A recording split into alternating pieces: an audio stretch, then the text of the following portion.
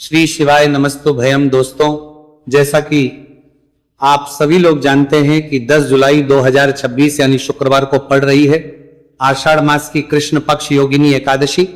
और दोस्तों, यह वह तिथि है जो आषाढ़ मास में पड़ने वाली सबसे बड़ी तिथि है, क्योंकि यह शुक्रवार के दिन पड़ रही है और इसका बहुत ही बड़ा और विशेष महत्व होता है। पूज्य गुरुजी ने कहा है कि अगर कभी भी मौका लग जाए और आषाढ़ महीने की एकादशी तिथि शुक्रवार को पड़ जाए तो आप लोगों 11 चावल के दाने का उपाय तो अवश्य ही करना चाहिए। इन दोनों का संयोग बहुत ही कम आता है। इसी के साथ में गुरुजी ने अपने शिवपुराण कथा में बताया है कि इस दिन आपको 11 चावल दाने का उपाय तो आपको अवश्य ही करना चाहिए, क्योंकि ऐसा दिन पूरे साल में सिर्फ एक ही बार आता है। और दोस्तों, आप सभी लोग जानते हो कि शुक्रवार एकादशी तिथि का अगर सबसे बड़ा कोई उपाय तो वह 11 चावल के दाने वाला उपाय। तो दोस्तों, इस शुक्रवार एकादशी तिथि के दिन आप लोगों को इस 11 चावल दाने वाले उपाय को जरूर करना है। बहुत सारे लोग होंगे जिन लोगों ने इस उपाय को ना किया हो, मतलब पूरा साल निकल गया, उन्होंने किसी भी दिन इस 11 चावल के दाने वाले उपाय को ना किया हो। पर दोस्तों, आपके पास एक आखिरी मौका बचा हुआ है, जो कि 10 जुलाई शुक्रवार एकादशी तिथि के दिन है। तो इस दिन आप लोगों को इस वाले उपाय को जरूर कर लेना है। भले ही आप पूरे महीने भर इस उपाय को ना किया हो, पर अगर आपने इस आषाढ़ महीने की एकादशी तिथि के दिन अगर इस वाले उपाय को कर लिया तो आपको इस उपाय को करने का वो फल मिलेगा जिसकी आपने कभी कल्पना भी नहीं करी होगी। इसीलिए आप लोग इस वाले उपाय को एक बार जरूर कर लेना है, ताकि आप लोगों के हाथ से यह मौका ना जा सके और आपको इस उपाय को करने का फल मिल सके। दोस्तों, यह उपाय पंडित जी ने अपनी अभी की ही श्री शिव महापुराण की कथा में बताया है जी। इस उपाय को आज हम आपको बहुत अच्छे से समझाने वाले हैं।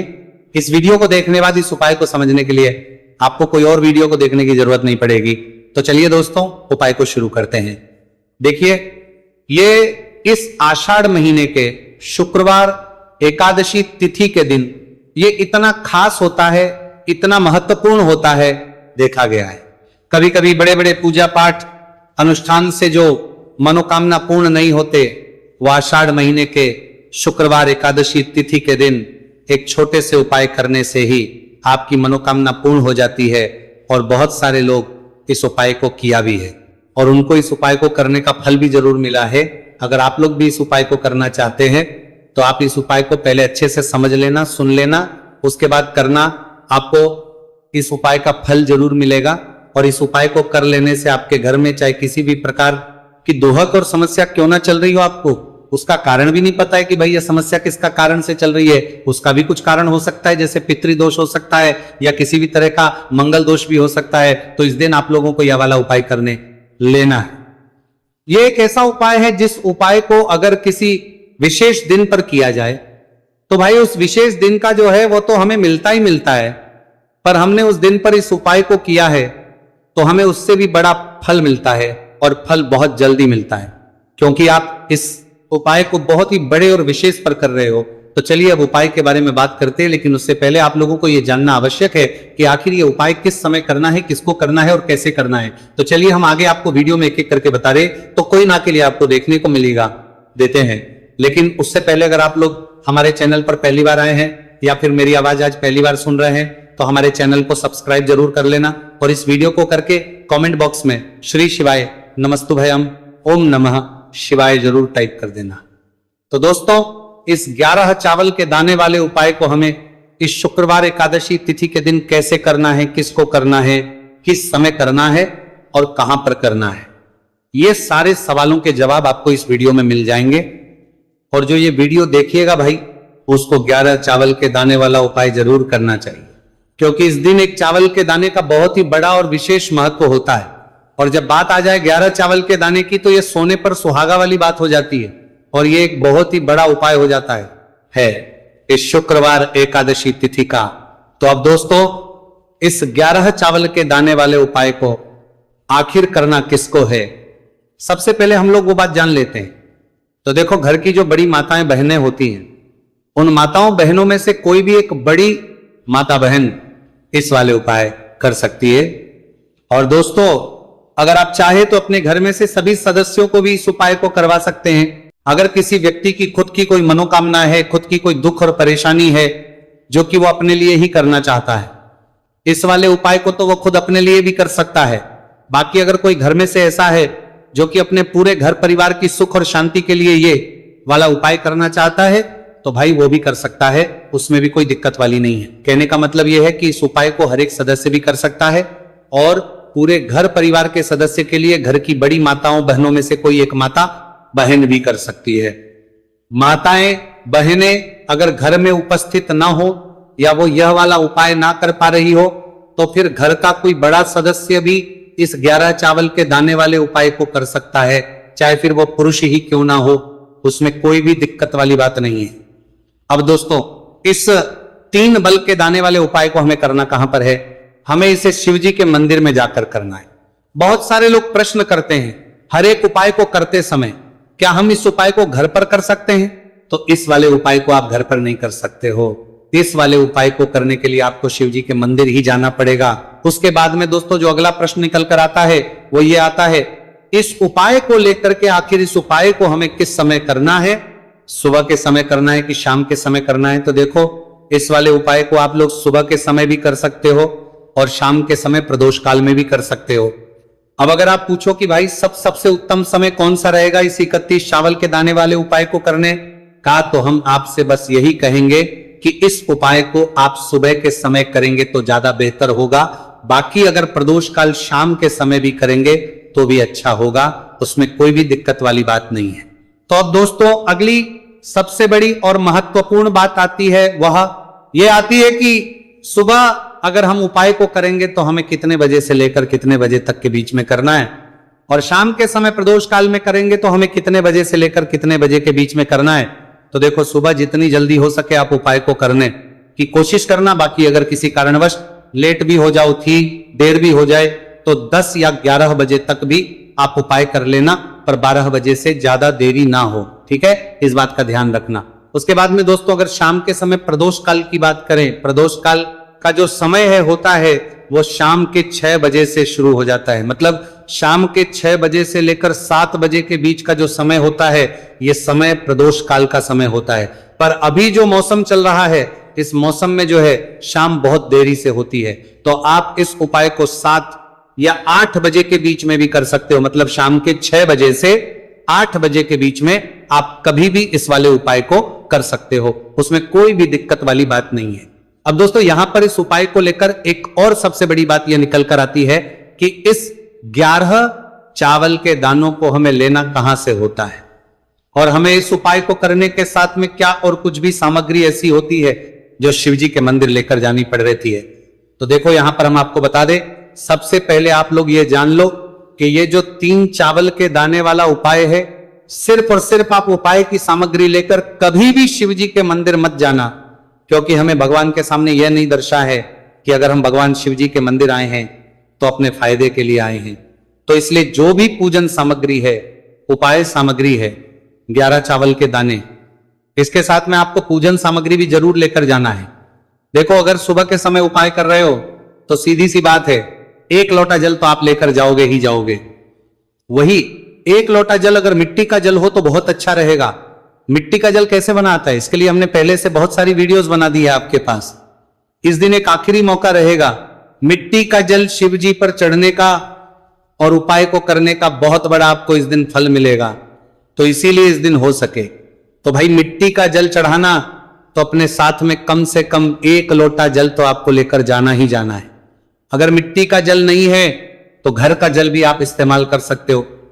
इसके अलावा जो भी पूजन सामग्री है, देखो 11 के दाने ये अलग आपके रहेंगे और जो आपकी पूजन सामग्री रहेगी वो अलग रहेगी। पूजन सामग्री में आप जो भी चीज लेकर जाना चाहे वो लेकर जा सकते हैं। एक बेलपत्र भी लेकर जा सकते हैं, उसमें कोई भी दिक्कत वाली बात नहीं है। वहीं अगर हम बात करें शाम के समय की, तो शाम के समय शिव जी पर जल नहीं चढ़ता है, इसीलिए शाम के समय आप लोग एक दीपक तैयार कर लें जो कि गोल तीखा आटे का शुद्ध देसी गाय का घी का होगा, है ना?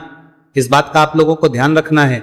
और इस दीपक को आपको घर से जलाकर नहीं लेकर जाना है, भगवान शिव जी के मंदिर में जाकर ही जलाना है।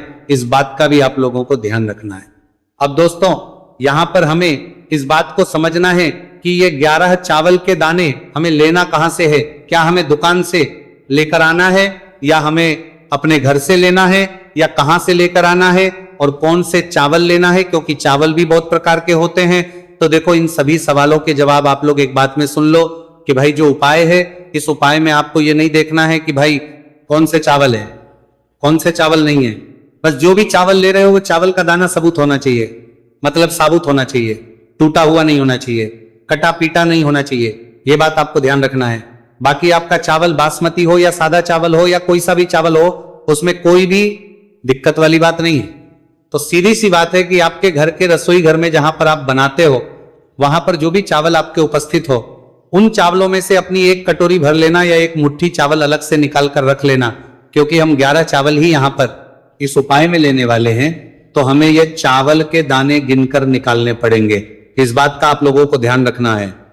तो अपने उस चावल की कटोरी में से या चावल में से 11 ऐसे चावल के दाने आप लोग निकाल लो जो कि टूटे हुए ना हो, कटे पीटे ना हो, कोई दाग ना लगा हुआ हो, है ना। अच्छे साबुत चावल के दाने 31 दाने आप लोग निकाल कर रख लो और इन्हें किसी भी एक कागज की पड़िया में या किसी एक छोटी सी कटोरी में आप लोग रख लो, ताकि ये सुरक्षित रहे, आपके एक भी चावल का दाना इधर उधर ना हो और आपका उपाय भी पूरा अच्छे से हो जाए।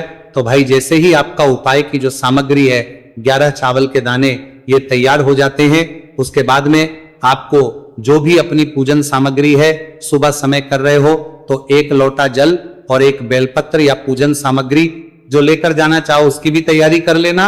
और शाम के समय जा रहे हो तो भाई अपना जो दीपक है उसे तैयार कर लेना, ठीक है। और उपाय को करते समय शुद्धता का विशेष रूप से ध्यान रखना, ठीक है। सुबह सुबह स्नान करने के बाद ही उपाय को करने की आप लोग तैयारी करना।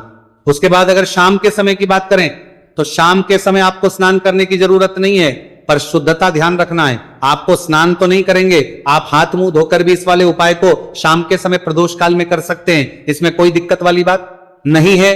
तो आप अपने उपाय की पूरी सामग्री तैयार करके आपके पास ही में जो आपका शिव मंदिर हो वहां पर पहुंच जाइए। सबसे पहले शिव मंदिर में जाकर आप लोगों को उपाय नहीं करना है, पहले भगवान के दर्शन करना है, भगवान से आशीर्वाद प्राप्त करना है, फिर शिव जी की शिवलिंग के पास में आना है। शिवलिंग के पास में आने के बाद जो पूजन सामग्री लेकर आए हुए हैं, जैसे कि सुबह गए हुए होंगे तो 1 लोटा जल और जो भी पूजन सामग्री लेकर आए हैं आप उनसे भगवान शिव जी की पूजन कीजिए। सबसे पहले तो 1 लोटा जल ही चढ़ेगा, फिर आपको 1 बेलपत्र श्री शिवाय नमस्तुभयम का जाप करते हुए शिवलिंग पर चढ़ा देना है। उसके बाद में आपकी पूजन सामग्री चढ़ेगी। उसके बाद में अगर दोस्तों शाम के समय अगर आप इस उपाय को कर रहे हो तो अपने साथ कम से कम एक जो दीपक है गोल बाती का जो आप अपने साथ में लेकर गए हो, उस दीपक को मंदिर में जाकर अपनी माचिस से जलाना है और उस दीपक को शिवलिंग के पास में रखना है, ठीक है। इस दीपक को रखने के बाद ही आप लोगों को अपना ये वाला उपाय शुरू करना है। और दीपक को ज्यादा पास में मत रखना, वैसे भी गर्मी पड़ रही है, भगवान शिव जी को आंच नहीं लगनी चाहिए, है ना। तो भाई जैसे ही आपकी पूजा अर्चना हो जाती है आप भगवान शिव जी को प्रसन्न कर लेते हैं। उसके बाद शिवलिंग के पास ही में आप कहीं पर बैठ जाइए, सामने या आसपास जिस जगह पर आपको बैठना हो वहां पर बैठ जाइए और अपने वह 11 चावल के दाने अपने सामने निकाल कर रख लीजिए, क्योंकि अब यहां पर उपाय को यहां पर करने की आपको तैयारी करना है। और इस तरीके से जब आप उपाय करेंगे, पूजन सामग्री करने के बाद, पूजन अर्चना करने के बाद, तो आपको उपाय का फल बहुत जल्दी और बहुत होकर मिलेगा। तो अपने चावल के अपने सामने निकाल कर रख लेना। और ये जो उपाय है ये आपकी सीधे हाथ की हथेली से होगा, इसलिए इस बात का भी विशेष रूप से ध्यान रखना है। तो सीधे हाथ की हथेली का प्रयोग करके ही आप लोग अपना इस वाले उपाय को करना। अपने सामने जो भी आपके कागज की पुड़िया है उसको खोल कर रख लो, या कटोरी है तो भाई उसे अपने सामने रख लो और अपने वो 11 चावल के दाने निकाल लो, ठीक है। उसके बाद में दोस्तों अब आपको क्या करना है कि शिवलिंग आपके सामने होगी तो आपने वो 11 चावल के दाने एक एक करके जहां पर आपने बेलपत्र चढ़ाए हैं आपको शिव जी के शिवलिंग के ऊपर चढ़ाना है। कहां पर चढ़ाना है? शिवलिंग के ऊपर चढ़ाना है। और कहीं पर भी नहीं चढ़ाना है आपको अपने हथेली से, तो शिवलिंग के ऊपर चढ़ाना है। भले ही फिर वो अपने आप जलाधारी पर गिर जाए, ये मतलब वहीं पर गिर जाए, उसमें कोई दिक्कत वाली बात नहीं है, पर आप चढ़ाओ शिवलिंग के ऊपर। तो आपको क्या करना है, अपना पहला चावल का दाना उठाना है, श्री शिवाय नमस्तुभयम बोलना है और शिवलिंग पर चढ़ देना है। इसी तरीके दूसरा चावल का दाना उठा है, शिवलिंग पर चढ़ना है और मंत्र बोल देना है, और फिर तीसरा चावल का दाना उठाना है, श्री शिवाय नमस्तु भयम बोलना है और चढ़ देना है। इसी प्रकार से आपको पूरे 11 चावल के दाने एक एक करके शिव जी के शिवलिंग के ऊपर चढ़ाना है और भगवान से प्रार्थना करते जाना है। मतलब प्रार्थना तो आपको आखिरी में करना है, पर हर एक चावल के दाने को चढ़ाते समय श्री शिवाय नमस्तु भयम जरूर बोलना है। उसके ही में ये चावल का दाना शिवलिंग के ऊपर आपको चढ़ाना है। जैसे ही आपके 11 चावल के दाने शिवलिंग के ऊपर चढ़ते हैं तो भाई उसके बाद में आपको क्या करना है, भगवान से अपनी मनोकामना बोलना है। मनोकामना भी कब बोलना है, जब आपका 11 चावल का दाना आपके सीधे हाथ की हथेली में हो और आप उसे चढ़ाने के लिए जा रहे हो। श्री शिवाय नमस्तु भयम बोलकर उस आखिरी चावल के दाने को शिवलिंग के ऊपर चढ़ा देना। भगवान से फिर अपनी वो मनोकामना बोल देना जिस मनोकामना के लिए आप लोग अपना ये वाला उपाय कर रहे हो, जिस भी दुख और परेशानी के लिए आप लोग अपना ये वाला उपाय कर रहे हो। उसके बाद में जैसे ही आप अपनी मनोकामना बोल देते हो, आपका ये वाला उपाय पूरा हो जाता है। पर दोस्तों, उपाय को करने के बाद आप लोगों को 2 मिनट भगवान शिव जी के मंत्र का जाप जरूर करना है, और मंत्र का जाप करने के बाद भगवान से एक और बार करना है अपनी मनोकामना के लिए या अपनी जो भी दुख और परेशानी है उसके लिए। इसके बाद में आप लोग भगवान को देखकर, भगवान से प्रार्थना करके, उनसे आशीर्वाद लेकर वहां से उठ सकते हैं और अपने घर पर जा सकते हैं। बस दोस्तों, यहां पर यह वाला उपाय पूरा हो जाता है। इस तरीके से जो भी व्यक्ति छोटी छोटी छी का ध्यान रखते हुए इस 11 चावल के दाने वाले उपाय को करेगा, निश्चित सी बात है उसे उसकी मनोकामना पूरी होगी और जो भी दुख और परेशानी है वह भी बहुत ही जल्दी दूर होंगे। तो दोस्तों, यह थे पूज्य गुरु जी द्वारा बताए गए कुछ बहुत ही खास उपाय। अगर आपको जानकारी अच्छी लगी हो तो वीडियो लाइक करिएगा। मिलते हैं फिर एक नए वीडियो के साथ। श्री शिवाय नमस्तु भयम।